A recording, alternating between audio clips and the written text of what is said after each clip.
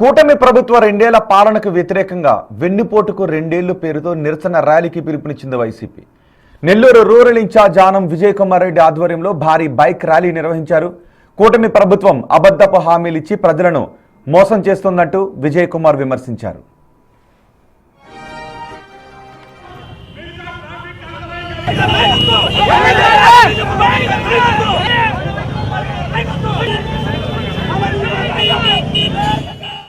శ్రీకాకుళం జిల్లా టెక్కలిలో వెన్నుపోటుకు రెండేళ్లు కార్యక్రమం ఉధృతంగా మారింది. వైసీపీ నియోజకవర్గ ఇన్ఛార్జ్ తిలక్ ఆధ్వర్యంలో ఇందిరాగాంధీ జంక్షన్ నుంచి అంబేద్కర్ జంక్షన్ వరకు ర్యాలీ చేపట్టారు. ర్యాలీకి పర్మిషన్ లేదు అంటూ పోలీసులు అడ్డుకున్నారు. బ్యారికేడ్లు తోసుకొని మరీ ఆ ర్యాలీని కొనసాగించారు. దీంతో పోలీసులకు వైసీపీ నాయకులకు తోపులాట చోటు చేసుకుంది.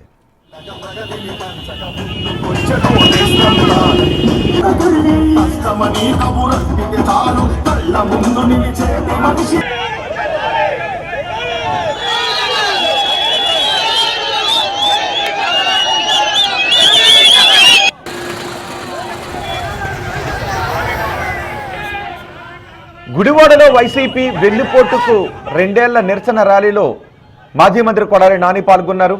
ఏలూరు రోడ్ నుంచి మార్కెట్ సెంటర్ వరకు ర్యాలీ చేపట్టారు. అయితే కొడాలి నాని రెండేళ్ల తర్వాత బహిరంగ నిరసనలో పాల్గొన్నారు. అవినీతిలో మునిగిపోయిన టీడీపీ వాళ్ళు జగన్ చేతిలో ఉన్న గొడ్డలి చూసి భయపడుతున్నారన్నారు కొడాలి నాని.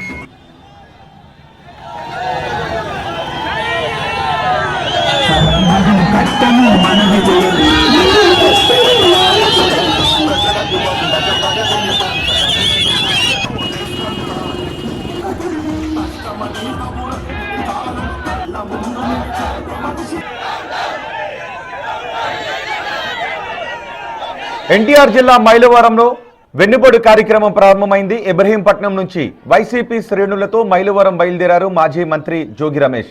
వైసీపీ కార్యకర్తలు అభిమానులు మైలవరం ఆల్ఫా హోటల్ దగ్గరకు చేరుకుంటున్నారు.